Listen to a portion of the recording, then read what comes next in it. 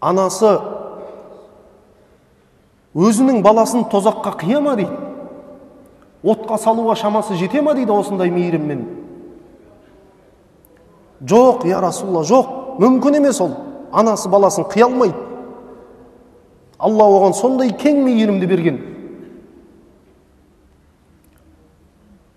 Сонда пайғамбар саллаллаху алейхи ва саллям, Алла тағаланың мейірімі одан да кең дейді. Міне, Алланың мейірімі кең. Біз әлсізбіз. Біз күнәһармыз. Бірақ ол сіздерді қорқыту үшін емес, бұл нәрсенің айтылып жатқаны. Үміт. Алланың мейірімі кең ғой. Алланың азабы қорқынышты десек, үміт пенен қорқыныш екеуінің айырмашылығы. Үміт адамға махаббатты сыйлайды.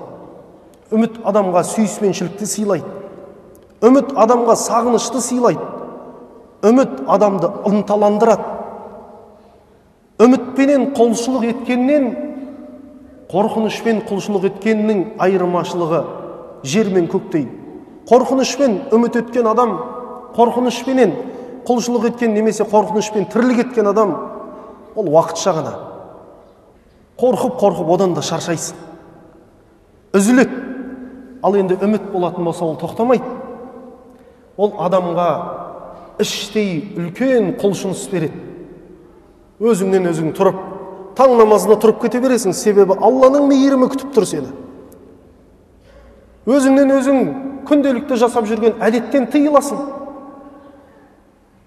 Ол темекі болсын, ол ішімдік болсын, ол боғауыз сөз болсын, әдеттеніп кеткенбіз.